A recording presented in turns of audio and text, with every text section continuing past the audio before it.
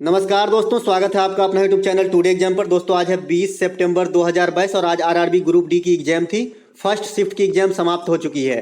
First shift के exam में GK GS और न्यूमेरिकल और साइंस के जो भी प्रश्न पूछे गए सभी प्रश्नों के साथ हाजिर हो गया हूं। थोड़ा लेट आऊंगा लेकिन ओरिजिनल प्रश्न और ऑथेंटिक प्रश्न साथ ही साथ अधिकांश प्रश्नों को लेकर आऊंगा। जैसा कि आप जानते ही हैं, जो भी ये ब्लू डॉट है ये आपका जो है एक्स्ट्रा फैक्ट है। ठीक है, तो चलिए दोस्तों शुरू करते हैं। आज की लेवल की बात करें तो थोड़ा सा घुमाया है यहाँ पे, फोर्थ फेज में दिखाना स्टार्ट कर दिया टीसीएस ने अपना रंग। और प्रश्न जो है आज से 5 साल बैक जैसा एग्जाम होता था वैसा प्रश्न आने लगा है। वैसा नहीं कि अब खाली साइंस ही पूछ रहा है, खाली एनसीईआरटी ही पूछ रहा है, ऐसा कुछ नहीं है। अब जो है आपको कौन कौन सा टॉपिक देखना चाहिए इस वीडियो देखने के बाद आपको खुद ही पता चल जाएगा, मैं भी सजेस्ट कर दूंगा।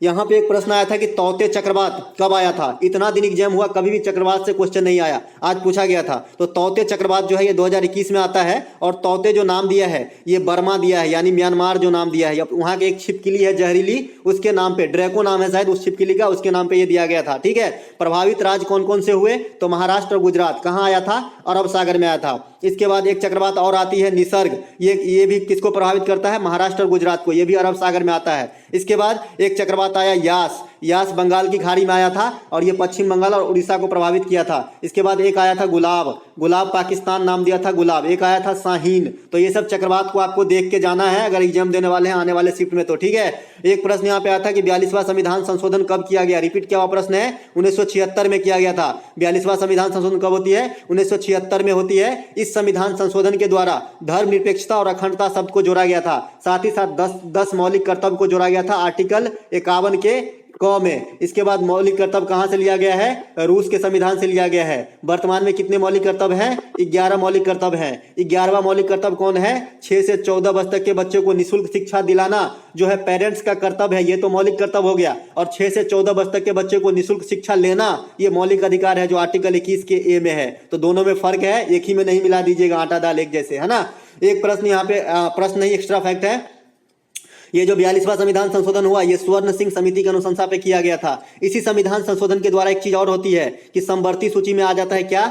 शिक्षा आ जाता है। ठीक है, शिक्षा आजकल समवर्ती सूची का विषय है। जानते हैं ना जी, 3 प्रकार का सूची है भारतीय संविधान में। समवर्ती सूची है, संघ सूची है, राज्य सूची है। इससे एक इंपॉर्टेंट क्वेश्चन बता रहा हूं, अगर इन तीनों सूचियों के अलावा ऐसा कोई विषय है जो इसमें शामिल नहीं है तो इस पे जो किसका अधिकार रहेगा? तो संघ का अधिकार रहेगा। और ये प्रथा कहां से लिया गया है? कनाडा देश के संविधान से लिया गया है। तो इतनी बात आपको ध्यान रखनी है। जो भी एक्स्ट्रा फैक्ट, बहुत सारे चीज तो मैं लिख भी नहीं पाता, जो मौखिक रूप से बोलता हूं आप इत्मीनान के साथ सुनिए, क्योंकि मैं थोड़ा फास्ट पढ़ाता हूं, मैं भी जानता हूं। क्योंकि आपको जो है आपका समय किल करना नहीं है, मुझे आपको कम से कम समय में अधिक से अधिक चीज बताना है। ठीक है, एक प्रश्न आया था रेल बजट को आम बजट में कब शामिल किया गया था। तो रेल बजट को जो है आम बजट में 2017 में शामिल किया गया था। इस तरीके का प्रस्ताव जो है 2016 में ही लाया गया था, लेकिन पहला बजट जो है 2017 में पास किया गया था, दोनों कंबाइंड रूप से। इसके बाद आपसे प्रश्न पूछा जा सकता है कि आम बजट से रेल बजट कब अलग हुआ था। तो 1924 में प्रस्ताव और प्रथम जो है अलग अलग बजट पेश किया गया था 1925 में। तो दोनों बात आपको ध्यान रखना है। भारत में रेलवे की शुरुआत 1853 में होती है। ठीक है, और विश्व में रेलवे की शुरुआत 1824 में होती है इंग्लैंड में। तो दोनों बात आपको ध्यान रखना है। रेलवे की एग्जाम दे रहे हैं तो रेलवे से 1-2 क्वेश्चन आ रहा है। ठीक है, एक प्रश्न आया था कि संयुक्त सैन्य अभ्यास मिलन कहां हुआ। तो संयुक्त सैन्य अभ्यास जो मिलन है ये नौसैनिक सैन्य अभ्यास है, ये आपका विशाखापत्तनम में हुआ है। वहां पे ऑप्शन में दिया गया था विशाखापत्तनम और यही राइट आंसर करके आना था। एक प्रश्न आपसे पूछा गया था बौद्ध धर्म के पवित्र ग्रंथ को क्या कहते हैं। तो बौद्ध धर्म के पवित्र ग्रंथ को जो है त्रिपिटक कहा जाता है। इसके अंदर 3 भाग आते हैं, सुत्त पिटक, विनय पिटक, अधीम पिटक। इसके अलावा बौद्ध धर्म से पवित्र ग्रंथ जो है जातक भी है। इसमें बुद्ध का जो है पुनर्जन्म की कहानी वर्णित है, पुनर्जन्म की कहानी। तो आपको ये बात भी ध्यान रखना है। साथ ही साथ बुद्ध ने पाली भाषा में उपदेश दिए थे। ठीक है, आपको ये बात भी ध्यान रखना है इनका जन्म कहाँ होता है? लुम्बिनी में जन्म होता है। मृत्यु कहाँ होता है? कुशीनगर उत्तर प्रदेश। और लुम्बिनी कहाँ है? नेपाल में। नेपाल में जन्म होता है लुम्बिनी में, कुशीनगर में मृत्यु होती है। इसके बाद 4 बौद्ध संगति होती है। ठीक है, राजगीर, वैशाली, पाटलिपुत्रा और कश्मीर, ये चारों आपको ध्यान रखना है। इसके बाद चलते हैं आगे। अगला एक प्रश्न पूछा गया था कौन सी नदी नेपाल से निकलती है। तो जो नेपाल से निकलने वाली नदी है ये कोसी नदी है, गंडक नदी है, घाघरा नदी है, काला पानी नदी है। काला पानी भी हो जाएगा इसी से। ठीक है, तो आप देख लीजिएगा कि ऑप्शन में क्या था, यही राइट आंसर करके आना था। कोसी परियोजना की बात करें तो बिहार और नेपाल की संयुक्त परियोजना है। इसके अलावा एक प्रश्न आया था आपकी अभिक्रिया से कि जब सोडियम क्लोराइड यानी साधारण नमक को NH3 अमोनिया के साथ प्रतिक्रिया कराएंगे तो क्या बनेगा। तो जब NaCl को NH3 से प्रतिक्रिया कराएंगे तो NaNH2 बन जाता है और HCl जो हाइड्रोक्लोरिक अम्ल है ये आपका बाहर हो जाता है। तो यहाँ पे शायद क्वेश्चन ऐसा पूछा गया था कौन सा अम्ल बनेगा, तो हाइड्रोक्लोरिक बन जाएगा। ठीक है, चलते हैं आगे। एक प्रश्न पूछा गया था कि आवर्त सारणी में बाएं से दाएं जाने पर परमाणु क्रमांक पर क्या प्रभाव पड़ता है। भाई अब ये भी कोई पूछने की बात है, आवर्त सारणी में आप बाएं से दाएं जाइए, परमाणु क्रमांक तो बढ़ेगा ना, तो परमाणु क्रमांक बढ़ेगा। आवर्त सारणी चलती कैसी है, ऐसे चलती है, ऐसे चलती है। ठीक है, तो अब बाएं ये तो बढ़ेगा, इस सिंपल सा क्वेश्चन पूछा गया था, तो परमाणु संख्या बढ़ेगी। आवर्त सारणी की अगर आपको बात याद हो, कल मैं बताया था कि भाई टोटल 118 तत्व है और 24 को कृत्रिम है। अगर प्राकृतिक तत्व पूछे तो दोनों को घटा दीजिएगा। और आज ये क्वेश्चन छप गया, काली जवान मेरी। ठीक है, एक प्रश्न पूछा गया था कि अभी आगे आ जाएगा वो प्रश्न, आधुनिक आवर्त सारणी के खोजकर्ता कौन है, मोसले हैं। ठीक है, इसके अलावा कितने ज्ञात तत्व हैं, 118 है। कितने धातु हैं, 91 है। कितने अधातु हैं, 20 हैं। कितने उपधातु हैं, 7 है, सिलिकॉन जिर्कोनियम वगैरह है ना। हाइड्रोजन भी अधातु के श्रेणी में आते हैं, ध्यान रखिएगा।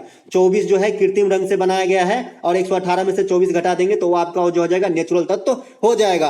आधुनिक आवर्त सारणी परमाणु क्रमांक पर आधारित है, जबकि पुराने आवर्त सारणी जो मेंडेलीव के हैं वो परमाणु भार पर आधारित थी। उसमें जो है पुराने वाले में 7 आवर्त और 9 गो वर्ग था, आधुनिक वाले में 7 गो आवर्त 18 गो वर्ग है। वर्ग 17 और वर्ग 18 आपको जरूर याद रखना चाहिए। वर्ग 18 में आपका इनर्ट गैस है, अक्रिय गैस है, helium, argon, krypton, xenon, radon. और 17 में आपका हैलोजन ग्रुप है जो क्लोरीन के भाई बंधु है, क्लोरीन, फ्लोरीन, ब्रोमीन, आयोडीन इत्यादि, जिसमें फ्लोरीन जो है सबसे अधिक विद्युत ऋणात्मक होती है। ठीक है, एक प्रश्न पूछा गया था कि किस खिलाड़ी के नाम पर राष्ट्रीय खेल दिवस मनाया जाता है, तो मेजर ध्यानचंद के जन्मदिन पर 29 अगस्त को राष्ट्रीय खेल दिवस मनाया जाता है। ये प्रश्न में थोड़ा सा सस्पिशन है, कोई बोल रहा है कि 2022 में जो हॉकी दिवस मनाया गया वो किसके दिवस पे मनाया गया, तो मेरे हिसाब से तो ये आपका मेजर ध्यानचंद के जन्मदिन पे ही राष्ट्रीय खेल दिवस मनाया जाता है और ये भी हॉकी से संबंधित है। तो हो सकता है कि बच्चा पूरा प्रश्न पढ़ नहीं पाया हो और यही हो क्वेश्चन, तो इसमें थोड़ा सा सस्पिशन है, पहले बता दे रहा हूँ। इसमें ये नहीं बताइएगा कि ये नहीं आया था, आप लोग तो तलवार लेके खड़े हो जाते हैं।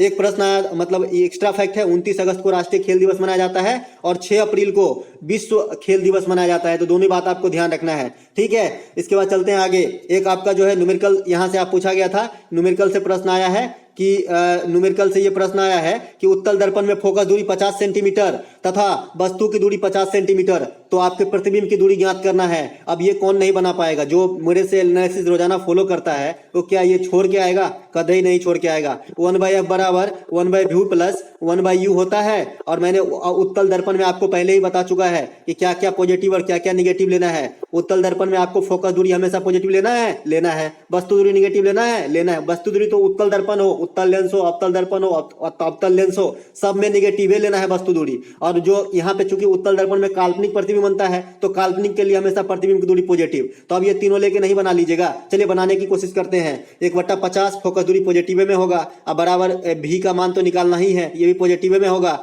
अब माइनस के प्लस के हो जाएंगे आपके कितने, 1/50। ठीक है, तो यहाँ पे कुछ आंकड़े गड़बड़ लग रहे हैं, 1/50 नहीं कीजिए इसको जो है वस्तु की दूरी निगेटिव लेना पड़ेगा ना, तो 1/50 सही है, आंकड़े सही है। यहाँ पे निगेटिव लेना पड़ेगा आपको क्योंकि वस्तु की दूरी तो निगेटिव होता है, तो ये माइनस हो जाएगा, इधर आएगा तो प्लस हो जाएगा। तो 1/50 2/50 हो जाएगा, 1/v का मान, तो 2/50 हो जाएगा, तो 1/25 मतलब v का वैल्यू जो है 25 आपका आ जाएगा। करके देखिएगा आपको खुद से, हमारे भरोसे ही नहीं रहिए दोस्तों, मैं आपको तरीके बता रहा हूँ, आपको न्यूमेरिकल घर पे सॉल्व करना है। ये पीडीएफ मैं किस लिए देता हूँ, इसीलिए। ठीक है, एक प्रश्न यहाँ पे आता है, हिंदी को राजभाषा का दर्जा कब दिया गया था, ये भी रिपीट किया हुआ प्रश्न है। हिंदी का राजभाषा का दर्जा जो है 14 सितंबर 1949 को दिया गया था, इसीलिए 14 सितंबर को राष्ट्रीय हिंदी दिवस मनाते हैं और 10 जनवरी को जो है अंतर्राष्ट्रीय हिंदी दिवस मनाते हैं और विश्व ठहाका दिवस भी मनाते हैं। तो दोनों प्रश्न जो है एक ही साथ है आपका, कि अभी डे से क्वेश्चन आना स्टार्ट हो गया है तो आते ही रहेंगे। तो 10 जनवरी को इंटरनेशनल हिंदी डे और साथ ही साथ जो लाफिंग डे होता है, ठहाका दिवस, हंसने वाला दिवस,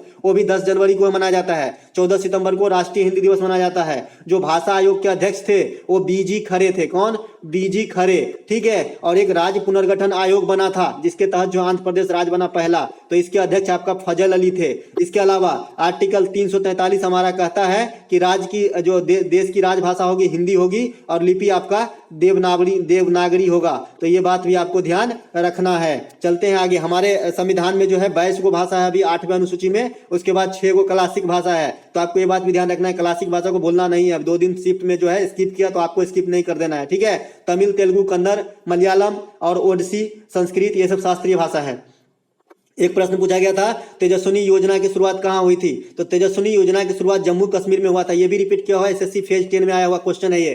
तो तेजस्वी योजना की शुरुआत जो है जम्मू कश्मीर में होती है। किस लिए होती है कि जो युवा लड़की हैं, जो 18 से 35 तक के बीच की युवा युवती हैं, उनको जो है एक व्यवसाय करने के लिए मुहैया कराया जाता है रकम। तो ये प्रकार जम्मू कश्मीर में चलाया गया था। जम्मू कश्मीर से संबंधित है तेजस्विनी योजना, निर्मला सीतारमन की पहल है ये। एक प्रश्न आया था आधुनिक आवर्त सारणी में कितने प्राकृतिक तत्व बताया था, 118 में से 24 को घटा दीजिए और आपका आंसर हो जाएगा। ठीक है, चलते हैं आगे। एक प्रश्न पूछा गया था कि अमृत महोत्सव की शुरुआत कहां से की गई थी, तो अमृत महोत्सव की शुरुआत गुजरात के साबरमती से किया गया था। तो आपको ये बात भी ध्यान रखना है। दांडी मार्च की शुरुआत भी 12 मार्च 1930 ईस्वी को यहीं से किया गया था। तो आपको ये बात भी ध्यान रखना है दोस्तों। ठीक है, चलते हैं आगे। अगला एक प्रश्न है हमारा। फिर से एक अभिक्रिया देखने को मिला था कि जब फेरस को कॉपर सल्फेट के साथ गर्म करते हैं तो क्या मिलेगा, तो दोनों को प्रतिक्रिया करेंगे। तो इस क्वेश्चन को ऐसे भी पूछा जा सकता है कि जब फेरस कॉपर सल्फेट के साथ प्रतिक्रिया करता है तो कौन सी धातु अलग हो जाती है, तो कॉपर आपका अलग हो जाता है और फेरस सल्फेट बन जाता है। तो ये भी एक अभिक्रिया देखने को मिला था। आज 2 अभिक्रिया देखने को मिला है और एक न्यूमेरिकल का नया प्रकार का प्रश्न देखने को मिला है, जो मैं आपको बाद में बताऊंगा इस वीडियो के लास्ट में।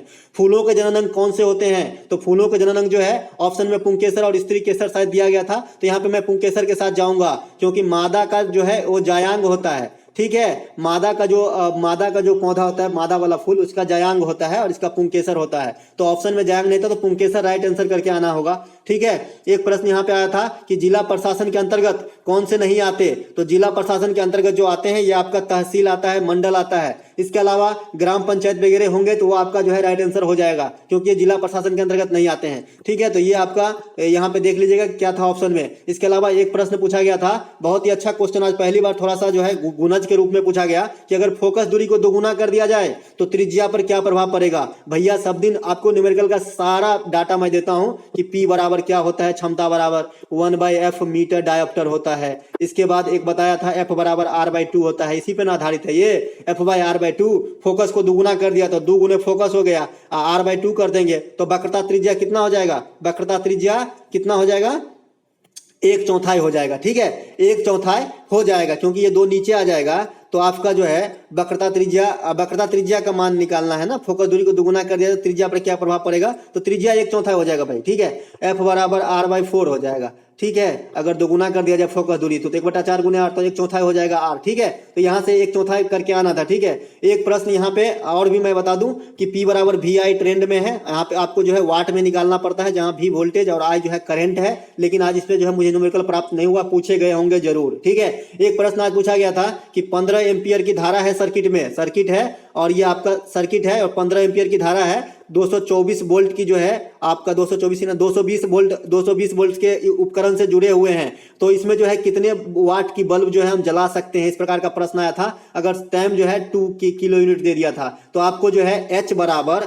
I² RT पे जाना पड़ेगा। ठीक है, तो यहाँ पे रेसिस्टेंस का मान तो पता नहीं है, लेकिन आप जानते हैं ना कि V बराबर RI होता है। ये तो जानते हैं कि V बराबर RI होता है, तो R का मान यहाँ से निकाल लेंगे V/I और तब रखेंगे, क्योंकि V और I का मान तो पता है आपको कि 220 वोल्ट है और धारा का मान है 15 एम्पियर और जो आपका है यूनिट मतलब टाइम वो 2 आवर दे दिया है, तो इससे आप निकाल सकते हैं। ठीक है, तो यहाँ पे 2 रख देंगे, R का मान V/I आ जाएगा, है ना। यहाँ से ओम के नियम से R का मान V/I, तो मैं 220/15 यहाँ पे रख दूंगा। इसके बाद I का मान पता ही है 225, तो इतना हमारा जो है निकल जाएगा। इस प्रकार का एक प्रश्न पूछा गया था उष्मा से। ठीक है, तो दोस्तों जो भी प्रश्न प्राप्त हुआ मैं आप लोगों के साथ लाया, उथ एक्स्ट्रा फैक्ट और उथ न्यूमेरिकल जो भी प्राप्त हुए। तो दोस्तों अगर अच्छा लगा हो तो लाइक कर लीजिएगा, साथ ही साथ ये PDF टेलीग्राम चैनल से ले लीजिएगा। और आप लोगों के जो है फरमाइश पे मैंने एक मैथ की वीडियो पे काम चालू कर दिया है, जिसमें आप मेंसुरेशन के सारे टॉपिक क्लियर कर पाएंगे। तो वो वीडियो भी देख लीजिएगा, मैं पोस्ट करूंगा, आज शाम तक हो सकता है तो कर दूंगा।